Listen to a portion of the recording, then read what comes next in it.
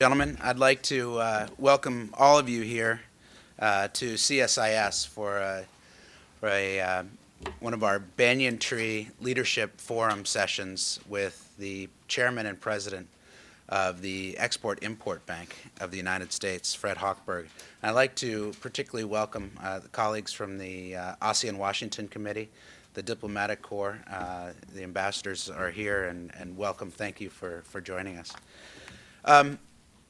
Last June, I was in Hanoi, and I got a call from an old friend named Kevin Varney, who's the chief of staff of Mr. Hochberg's at Exim Bank, and he said, "Any chance we could check in with you? We're in. I'm with the chairman. We're traveling in Asia. We're picking out some major markets for Exim Bank to focus on, and would like to just touch base." And I said, "Well, sure. Where are you?" He said, "I'm in Hanoi," and I said, "Great, I'm right here." So we ended up having an opportunity to sit down for about an hour at the famous Metropole Hotel in Hanoi, and I got to meet the man who is the leader of Exim Bank, and I was really impressed with his vision, with his commitment to develop markets in Southeast Asia and globally, of course. He's got a tough job. He's the point man on President Obama's team for reaching an incredibly ambitious goal, but one that our economic destiny is all tied to, and that is to try to double U.S. exports over the next 5 years. And this is a man who can really probably help us realize that goal. He's one of the highest ranking business leaders in the Obama administration. He was nominated by the president in April of 2009 and unanimously confirmed by the Senate. He's really a Renaissance man type of leader, a fascinating guy with a strong corporate sector background, but has also worked in education. He was the longtime president and chief operating officer of Lilly & Vernon Corporation, and he transformed that from a small family-owned mail order company into one of the leading international publicly traded direct marketing corporations. He's also worked in government before. He was the acting administrator of the Small Business Administration, and after that, he went to the academic sector and was the dean at the New School in New York from 2004 to 2008. Performance at Exim Bank has been measurable and very impressive. Under his leadership, the bank's recorded a second consecutive record-breaking year, including a nearly $25 billion of export financing out the door, which supported $35 billion worth of exports and nearly 250,000 American jobs in more than 3,300 American companies. So they're busy over there. Fred Hochberg is on the road constantly, looking for opportunities to develop new markets. I really loved his focus on Southeast Asia, and of course, here at the CSIS Southeast Asia program, we're looking for leaders with vision who understand the importance of America's engagement in Southeast Asia, and I think Fred Hochberg is one. So please join me in welcoming Mr. Hochberg for his presentation.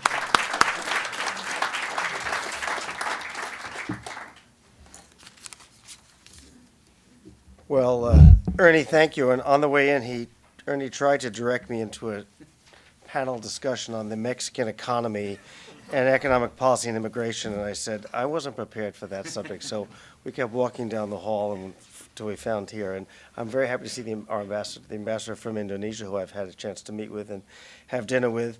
And I felt like when I met Ernie in the Metropole Bar in Hanoi, it sounded like the start of a movie, but or certainly many movies. But I did meet Ernie on my first trip to Vietnam as chairman, and he was very helpful in planning that trip and in executing it. So it was a terrific trip that also included Indonesia. And before I get into my remarks, I actually want to talk to you a little bit about one of our companies and our clients in Indonesia. And it's a company called Lion Air, and it's Indonesia's first low-cost carrier. And to reach more customers and to expand its fleet, our bank at Exim Bank, we approved recently $1 billion to finance Lion Air purchasing 30 737-900 ERs. We've already delivered 17 of those. Now, all of you, I can't imagine, everyone in this room has probably flown on a 737. They started in 1967. They're 8,800 737s have been manufactured, more than any other plane, I think, in the history of Boeing. And the 737-900ER is the latest model. It's the newest model, the longest range, the most capacity of any in that suite of planes. So what was key was who was going to launch this aircraft? Who was going to be the launch customer? And the launch customer is very critical, particularly in aircraft, but in many products, how you find what company is going to take the risk and help you really get production up. So, and that was Lion Air, and they have so far purchased 178 Boeing 737-900 ERs. So this was the first time we financed the private sector, a private sector carrier in Indonesia.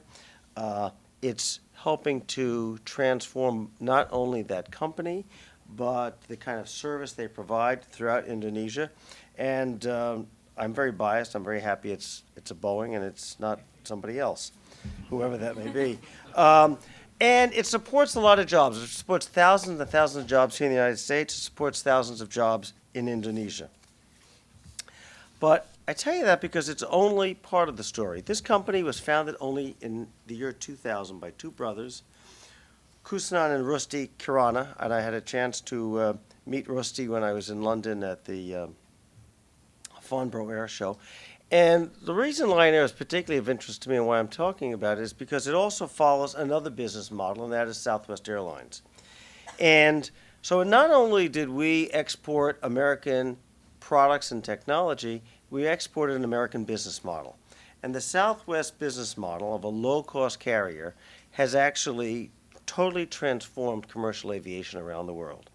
And in addition to companies like Lion Air, there is Gol in Brazil, Ryanair, EasyJet, and many others, Norwegian Air Shuttle, many, many which are flying Boeing aircraft. So this company, this transaction, is really very much emblematic of what we do at the Exim Bank. Frequently helping startup companies, introducing innovative new products, and helping develop infrastructure in the countries we operate in. And frequently, I know we have friends here from Boeing, frequently we can enter a market through aircraft sales and then open up our portfolio to infrastructure and power projects and a number of other things. And frankly, it's often with large companies like Boeing that can clear the path so that smaller companies and small businesses can also build their presence in foreign markets. But let me bring you back to a little bit of our beginnings, and then we'll go back to Southeast Asia. Exim Bank was formed in 1934 by Franklin Delano Roosevelt in the depths of the Depression. And in fact, I sit at, for those of you who are American taxpayers, I sit at the same desk the first chairman of the bank used, Jesse Jones. So that desk has been serving the bank for 76 years. No new furniture. A little polished now and then, but it's still working. Our earliest transactions, back in 1934, I was not there, were roads, routes, construction, and much of that continues today. One of the early ones that you may remember is the Burma Road, 1938, 700 miles long, connecting the interior of China to the outside world. Followed by the Pan American Highway, 1941, 30,000 miles, because it snakes through from North America to South America, and really was the first opening up of a trade route between the United States and South America. And the Marshall Plan. The Marshall Plan post-World War II was largely financed through Exim Bank, and that Marshall Plan was $2 billion. Now, I think $2 billion is a lot of money. $2 billion in 1946 was really a lot of money. And in fact, there's about $128 billion in today's dollars. So a lot has changed in 75 years, but what does remain the same as in 1934 and all those projects I talked about It is about strengthening our economy. It's about creating jobs here through exports and creating economic activity, economic vitality, economic jobs in the countries we're exporting to. So what we've done and what has changed over that time is we're now selling more locomotives, more airplanes, more helicopters, as well as road construction and some of the traditional things back from 1934. We're building power plants, telecommunication towers, and really helping emerging economies grow and become and build their own infrastructure. And a lot of it also is now medical technology and a lot of satellite sales. We've seen a burst of satellite sales, satellite transactions in the 18 months that I'm at the bank. There's been a huge uptick in satellite production. As Ernie mentioned, I was in business for 20 years, so I look at a year-end. I ran a public company. I look at a year-end with a particularly sharp focus, and Ernie gave you a number of the details. Yet we did about $24.5 billion in transactions. We're up 70% from 2 years ago. 2 years ago, and for the prior 10 years, we were operating about a 10 to 12 to $14 billion range. We're now in the mid-20s, $25 billion. And this year it looks like we'll have another record-setting year. We created just under 250,000 U.S. jobs that were created or sustained, and our financings financed about $33 billion in U.S. exports. One thing I like to add is we do this at no cost to the taxpayer. The fees that our customers fully pay for our administrative costs. They fully pay for our loan losses. And in fact, since 1992, we have generated in excess of all of our costs, $5 billion that we've returned to the American taxpayers as additional deficit reduction through our work. So, if any of you are friends with John Boehner, anybody here friends with John Boehner? If any of you are friends with John Boehner or anything else, if you have a moment, a personal moment, you want to share that. I've shared it, but I always think people hear things in stereo. It's better than they just hear it in mono. So if you have an opportunity, I wouldn't. That'd be a good message to share. $5 billion. $1, 2, 3, $5 billion. So what we've been trying to do, particularly in this financial crisis, is to ensure that U.S. companies, large and small, have access to capital and have the competitive edge to compete in the global marketplace. And what we're doing now is trying to target our work where we can have the most impact. Now, as you all know, the President announced the doubling of exports at the State of the Union address, in his first State of the Union address in 2010. He actually announced the National Export Initiative at the XM conference in March of 2010. And the goal to double exports in 5 years, support more than 2 million additional American jobs. Actually, personally, I think that's a conservative estimate. I think that will support even more jobs than the 2 million the President is estimating. But what I wanted to do when I got to the bank, and again coming out of the business world, is to do an analysis of where we could have an impact. So what we did is we looked at 180 countries that we operate in, and we said, where can we really have an impact? Where should we focus our activities? Not a surprise, which is probably why I'm invited to speak here, Indonesia and Vietnam are two of those countries. And let me tell you why we selected those two, and then I won't leave you in suspense. I'll tell you the other 7. One is a growing GDP. These countries have rapidly growing GDP and a rapidly growing economy that's going to need infrastructure to keep that economy going. They're going to need both power plants, roads, airports, the entire medical infrastructure, all those things that will help those economies grow at the rate they've been growing at. And importantly, in these 9 countries, our financing makes a difference. Our financing can make the difference for an American product to be sold there, American product to be financed, and in the case of small businesses, to provide the kind of credit insurance to make those happen. So I know you're on the edge of your seat. So the other 7 countries are in Southeast Asia, also India, moving across the globe, Turkey, Nigeria, and South Africa, and then in our own hemisphere, Mexico, Colombia, and Brazil. Those are the 9 countries we are intensely focused on. Those are the 9 countries where we see the greatest opportunity for U.S. exporters and where we see their economies growing. Last year, we did $5 billion in those 9 countries. We're targeting to do about $9 billion in export sales in those 9 countries this coming year. So I had ambitious goals to visit all 9 countries in the first 6 months of 2010. When I arrived in Jakarta, I realized how long it was to get to Jakarta. So I had to rein in my plans. So I made it to 8 out of 9. I didn't make it to full 9, but I did make it to Indonesia and Vietnam. But the trip to Jakarta was an eye-opener because it is a long trip. And I was in Jakarta, and Indonesia and Jakarta held a special meaning, I think, since the president spent so much of his youth there. Attended a grammar school just a few blocks from the U.S. ambassador's house. And I heard about so many from local executives, bank executives, about the desire to really meet the infrastructure demands and needs in Indonesia, and the desire to buy American products to complete these projects.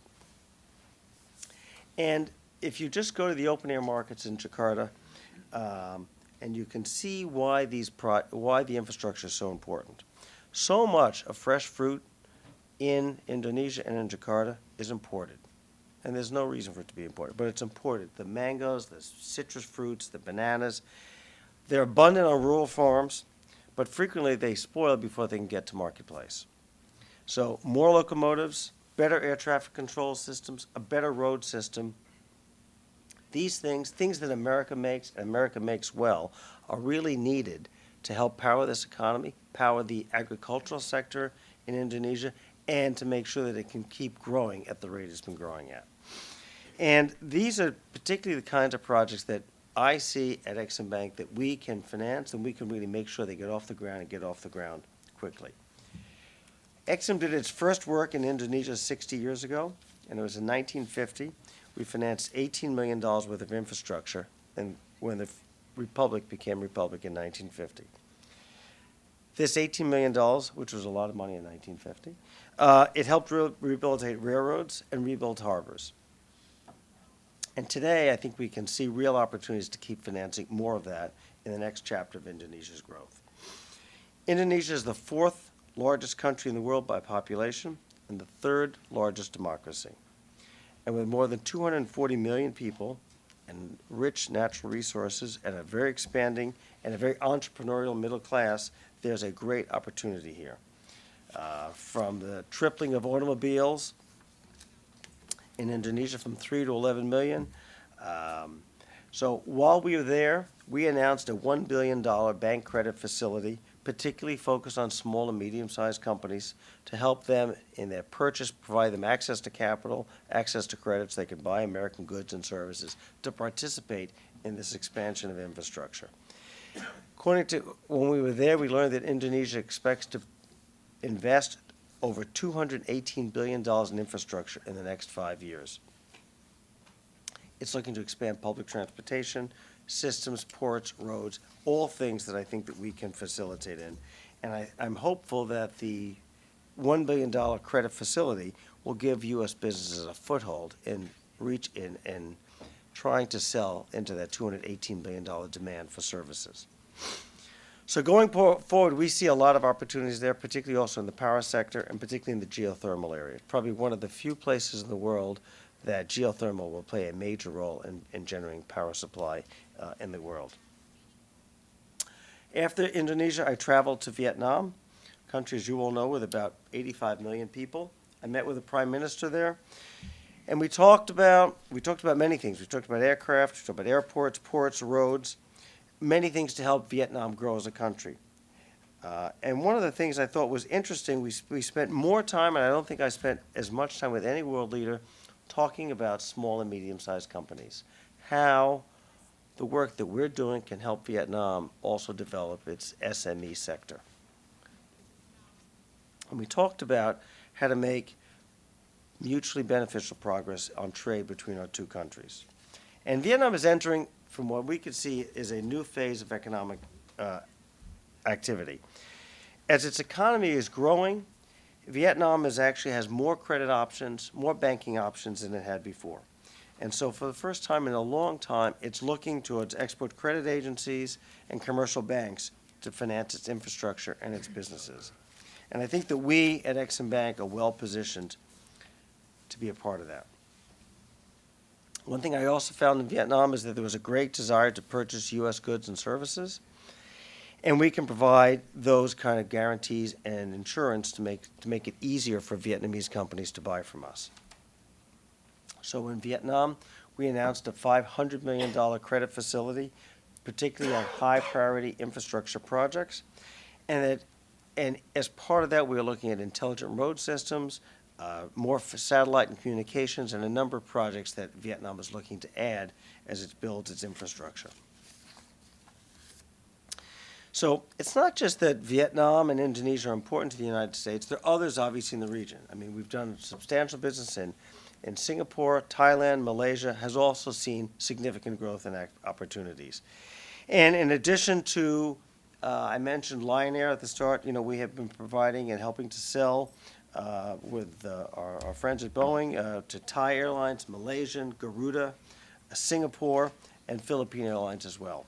So we have a large presence and a bullish presence in Southeast Asia. Now, about 3 weeks after I joined the bank, the president lifted the ban on our ability to do business in Laos and Cambodia. It was not a cause and effect, but it was a nice welcome when I got to the bank. So we are looking to do business in Cambodia. We are looking to do business in Laos. These are countries that we've been off limits for over 30 years at Ex-Im Bank, and those are some that I'm hoping that we can increase. So I see a great deal of opportunities for us in the entire region. I mentioned aircraft, helicopters for offshore oil exploration, and power, and a number of the other projects. I see this as an area. Locomotives, as I also mentioned, is a very strong area and critical in Indonesia. So I believe that American products, American services, American capital goods can play a really key role in helping communities throughout Southeast Asia build their infrastructure and be able to keep their economies growing at the rapid rate it's been growing at. And we are working closely with the Commerce Department, who we work with on the ground in each of those countries, Ron Kirk, the United States Trade Representative, and the entire commercial service, trying to give companies more access to these important markets. So I'd like to close with just one point before I take some questions. And I'd like to talk to you about why this work is important and why it's important, in my view, beyond just the exchange of goods and services. Because I think it goes beyond just monetary transactions. I think it goes to kind of laying the groundwork for commercial diplomacy. I think it's clear what countries build and what nations build reflects what they value.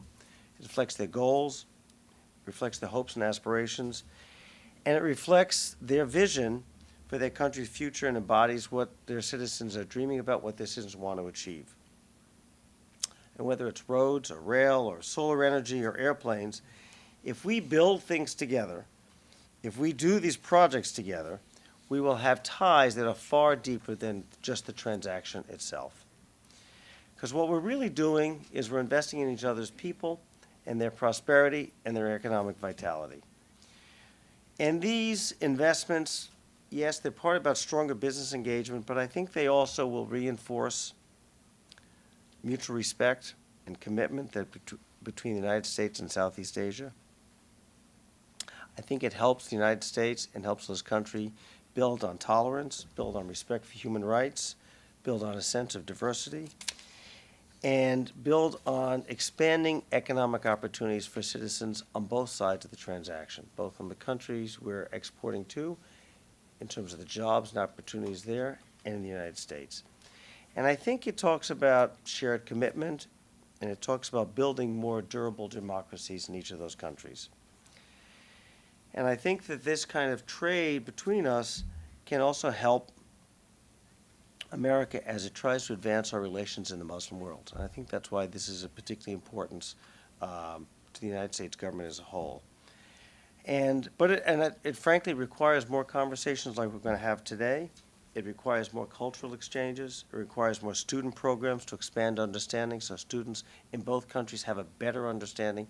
It's clear when I'm traveling, when I'm in Indonesia and Vietnam, and there are people who have studied in America, it brings that understanding to their work there, and it does change the dynamic and change the interaction between our two countries. What's important is make sure we have a level playing field for American companies, so when they compete, that they can compete fairly and evenly. And it requires, someone I admire enormously, Jeff Immelt of GE likes to say, it's understanding the nuances of foreign markets. And I think the better we understand them, we can build not just business relationships, we can build trust, we can build understanding, we can build a greater knowledge about each other. And I think that it helps us really bridge some differences and paper over things, or not paper, and smooth over things when we hit a rough patch. And I think it lets us find areas of agreement, find areas of common ground between both of our countries. So I think these partnerships are critical. I think this type of commercial diplomacy guides very much what I'm trying to do at the Export-Import Bank and remains our focus in the months and years ahead. So I look forward to working closely with Ernie and the Center and expanding our work in Southeast Asia. And I want to thank you for this opportunity, and we can open up for questions wherever you want to handle it. Thank you.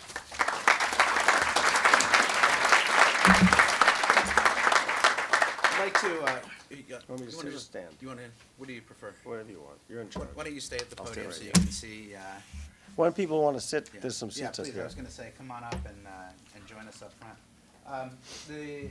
We'd love to take some questions now. This is usually a very interesting part of the Banyan Tree Forum.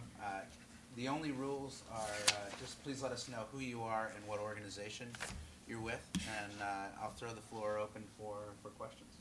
Start with Rich. Chairman Hochberg, Rich Harold with GE Transportation. First of all, thank you so much for your leadership and leadership of your great staff in helping to make American business maintain its competitiveness in the world. And I want to ask you a question about that today, please, particularly related to China, which is timely since President Hu Jintao is going to be visiting us in about a week in Washington. With the rise of China has come a lot of opportunity, but also a lot of competition. And China produces very often exports that are not only lower cost, at least for initial price, than American companies, but China provides export financing that often amounts to subsidies. Jeff Himmel and Lorenzo Simonelli and my colleagues and I are particularly grateful for Exim stepping up to the plate and boldly meeting that Chinese competition with us in Pakistan. But what I'd like to ask you is, going forward, what are the tools Exim has in the coming months and years that you think are most useful to help American companies, and what are the prospects for keeping those fully funded so that you have the war chest available to do it? Well, the comment that is referred to, we have an ability. I believe American companies are selling what the world wants to buy and what the world is looking to buy, and that with a level playing field, American companies can compete and effectively, certainly win their fair share of, not going to win every order, but certainly win their fair share of orders and tenders. China has not been a member of the OECD and provides financing that is sort of not in compliance with OECD regulations. And we have an ability, and we went and petitioned the OECD back in, not petitioned, I should say, we informed the OECD back in February that there was a non-compliant financing on the table, and we were going to meet that financing, and we have met that, and we're hopeful that that with that level playing field on financing, that the products, which is the essence of it, American-made locomotives and Chinese can compete on a product-to-product basis and compete on value, and that the financing is not the issue that induces the sale. We have an ability to do that. We are also, I think, we're also up for reauthorization this year. So one of the things we'll be looking at keenly is that we can provide the services both to large companies and small companies. And I think that we are self-funding And I would say one of the challenges we have ahead, and as we begin 2011 and we go through our reauthorization, is we're one of the very few agencies that is totally self-funding. The fees that our customers pay for all our administrative costs, as I mentioned, and all of our loan losses. And I think that that's a message, and we're trying to make as many people, both in the business community and the communications and on the Hill, understand, because I think that changes the dynamic. We're not just looking for another appropriation as other agencies are. And we're creating jobs, so I'm hopeful that as we go through this reauthorization process, we're able to sort of make those points clear and therefore stand out a little bit from some of the other issues that are going on. I think that's where you're coming from. Am I got it? Okay. Gentleman here and then in the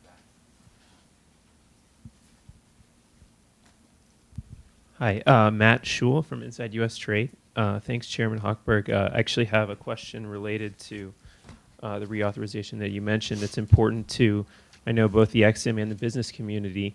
The business community has outlined some of the issues it wants to see addressed in that context, such as you mentioned, how to continue expanding EXIM financing to small businesses with limited administrative resources, leveling the playing field with other ECAs, by relaxing the 85% U.S. content requirement, and also, from what I understand, this whole issue of tied aid, which I think is what the gentleman was referring to with China. Have you at the EXIM and the administration set out your priorities for the charter reauthorization? Have you had any interagency meetings about that, and how receptive are you to those priorities outlined by the business community, such as the U.S. Relaxing the content requirement? Thanks. That sounds like 6 questions. We're in the process of going through reauthorization. We're doing it internally. We then are about to embark on an interagency process with OMB. Some of the issues you mentioned are not charter issues. So one thing I've learned is I'm going to focus on the charter. I'm not going to drag things that are not in the charter into the charter and vice versa. So a number of those things are not. Content requirements, for example, are not charter issues. Tied aid is really not a charter issue.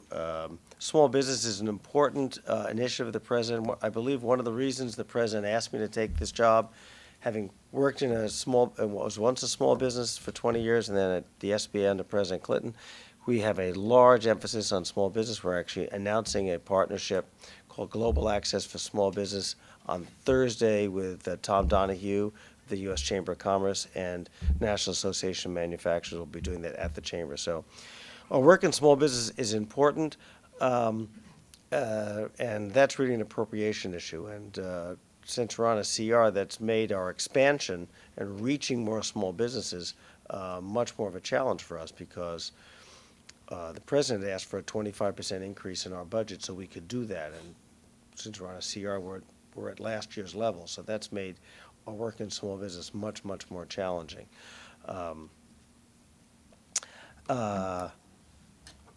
I think I'll comment on one. I mean, you mentioned about 85% content. I'm really not a big advocate of working to change that. I think that there are a lot of advocates on both sides of that issue. It does help a number of American suppliers in terms of supplying U.S. exporters.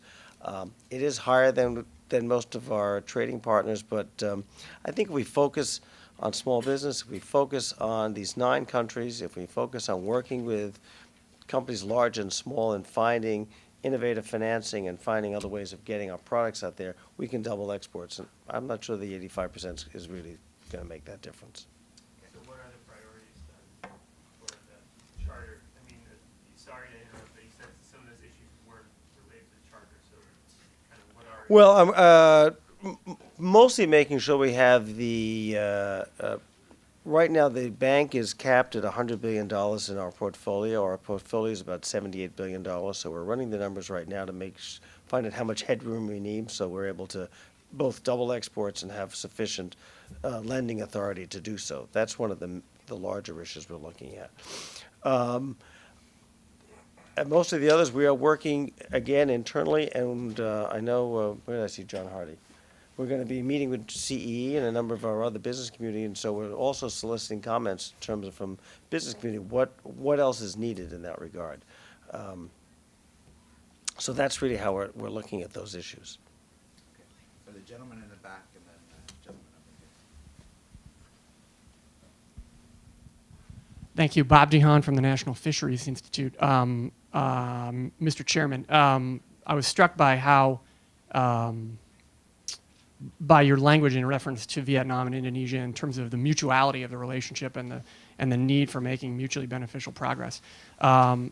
There are two issues related to the same fish that's being processed and farmed in Vietnam that I think have the potential to create one of the rough patches that you referred to. The fish is called Pangasius, and there are two issues there. The first is that the USDA is considering a regulation that would redefine what this species is and in effect would bar its importation into the United States. Pardon me. And the second is a Commerce Department determination of last fall that would impose a 130% duty on the importation of the same fish under our anti-dumping regime. From our perspective, and I'm certain from the perspective of our friends from Hanoi who are here today, that's an unjustified decision.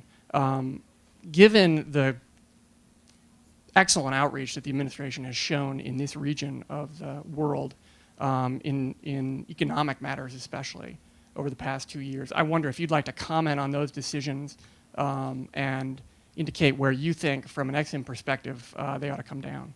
Thanks.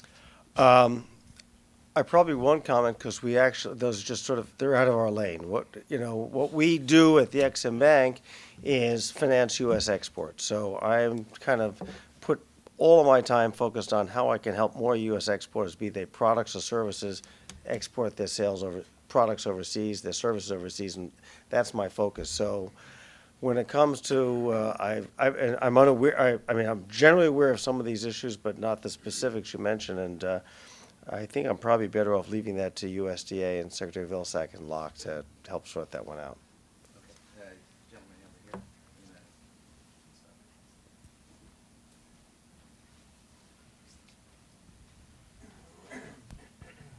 And then- Justin Guay, Sierra Club. So Ex-Im Bank has a congressional mandate to use 10% of its portfolio towards clean technology, environmentally beneficial exports. But according to a recent GAO report, the Ex-Im Bank has spent a mere 0.23% over the period 2003 through 2010 on clean technology exports. At the same time, fossil fuel technology exports have been skyrocketing. So to put it in perspective, in 2010, Ex-Im lent for the Sasan coal plant in India, which was $917 million, or roughly 4 times the amount that Ex-Im spent on renewable technology for 7 years. And I'm wondering how Ex-Im plans to reverse this situation and improve American competitiveness in an emerging sector, and at the same time move away or shift away from funding fossil fuel projects that shackle dynamic and emerging economies with outdated technologies. Great question. Just a couple of comments on the numbers. First of all, last year, the year that ended 3 months ago, we did about $330 million of renewable exports. That was up over 3-fold of the year before and over 300-fold of about 4 years ago. So it's not enough. We haven't done nearly enough, but I'm proud of more than tripling the prior year. We are currently financing about 15% of American renewable exports. And America exports about $2 billion of renewable energy. We did about 15% of that. It's probably a higher impact on renewable energy in terms of our footprint there than almost any other area of exports. In the areas of fossil fuel, we would like to see that go down as well. We put in a carbon policy. We put in a much more rigorous approach to how we approve those projects. And one of the things I'm trying to do, and I could use your help on, is we're trying to recruit other export credit agencies to adopt policies like we do. What we can't do is not do any exports from the United States and let Germany and France and other countries, and China and others, supply all those coal plants and supply all the coal technologies while we sit back. So what I'm trying to do, and we have a meeting scheduled in February, is to make sure that other export credit agencies play by the same rules that we do, that they record the carbon footprint, they actually have a policy about how they will finance those things, so we can do this globally. I would like to do more on renewable. I'm working to try and increase that. I'd like it to be faster. I'd like it to be faster, but partly I'm also trying to, and I actually have had greater agreement by starting with the G7 of export credit agents to get more of them on the same page as we are. So I think we're making progress. I wish it was faster. Question on this side.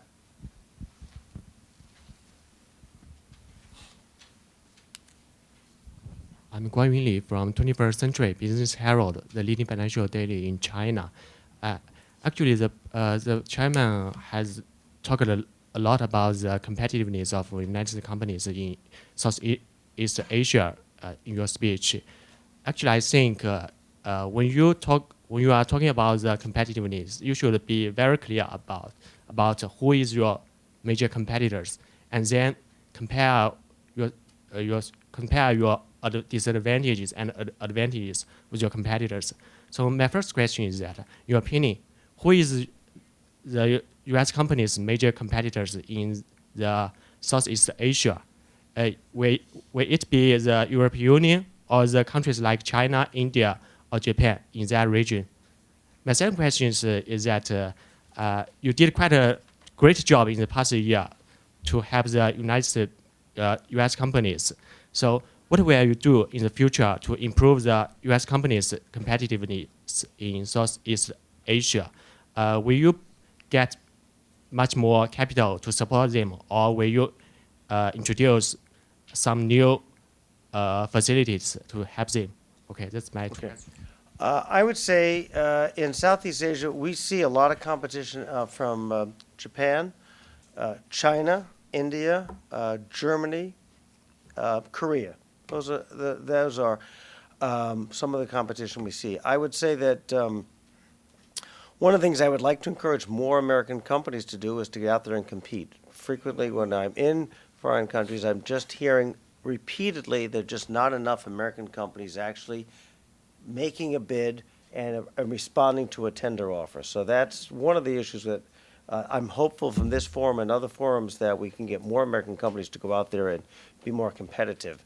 One of the new products we launched this past fall to help American companies be more competitive is we're now doing something called supply chain financing, so that if we have an exporter, we can help provide export credit assistance to the suppliers of exporters, the indirect exporters. So that's another way of helping U.S. companies be more competitive. Mostly, I believe that if we have a level playing field on bidding, a level playing field on tariffs, a level playing field on taxes and financing, American companies can compete well. It's harder for them to compete when the playing field is just not level. Greg?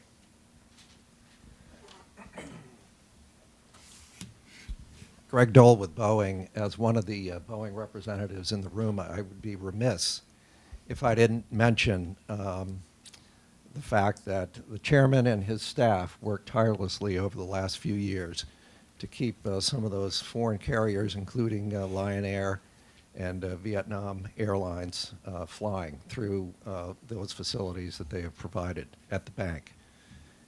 You can also rest assured that the Boeing company, John Hardy at CEE, and others will be up on Capitol Hill apprising John Boehner and the rest of the Congress, the Tea Party, among others, that, in fact, you are a profit center, a $5 billion profit center. And what's not really known that well, and we've got to do a better job, is just how much these sales impact not only the Boeing company, it's 160,000 employees, but the 22,000 suppliers in every state of the union. I mean, it's absolutely critical that the Congress understand that. And as well, that 12 million U.S. jobs are touched by the aviation sector, 12 million jobs. So thank you for your staff's support I'm waiting for a over the question. years. Did I hear a question I there? have to enforce the question. Yeah, got to enforce the question rule. This was not a paid political announcement. Well, we do appreciate, again, everything you've done for us and the administration in helping us sell aircraft around the globe and to level the playing field with our competitors. So it's just a thank you. Thank you. Appreciate your help. Thanks.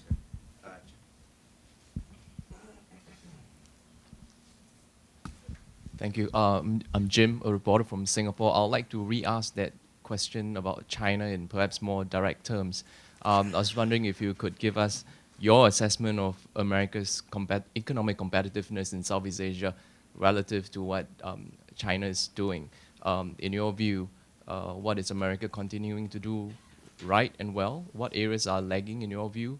In 5 to 10 years' time, do you expect to see a serious shift in the economic balance of things? And if I may just tag on one real quick question, the 9 countries that you listed, I'm not sure if I heard wrong, but I don't think China was listed in there. Why is that? Thank you. Okay, let me see if I can get all that.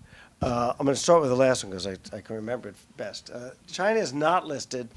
It is an important market. It's the 3rd largest destination for U.S. goods and services. It's just that our financing is not really a factor in making sales to China.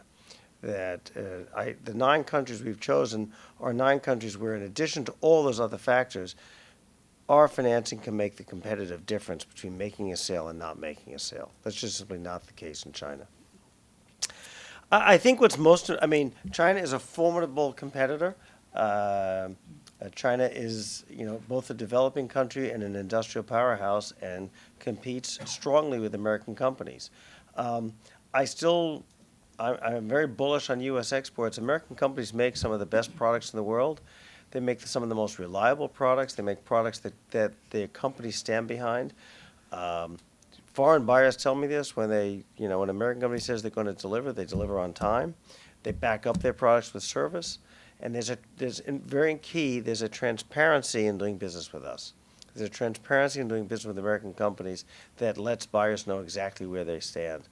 Those values, those products, that approach to business serves American business owners and leaders very well. What we stand to do is to make sure that financing is never a stumbling block, that financing never gets in the way from an American company making a sale. That's my commitment. I can respond on the financing side. And if there are countries that provide below market or sort of non-compliant financing, we will find a way to meet that so that is not the reason American company loses its sales. The last piece I still emphasize is we need to get more American companies out there bidding, more American companies working with Exim Bank, working with the Commerce Department, working with the USTR so that they're out there and competing and know that if they do compete, we will back them up with financing, we'll back them up with making sure trade regulations and rules are followed, and in providing the access and intelligence on the marketplace.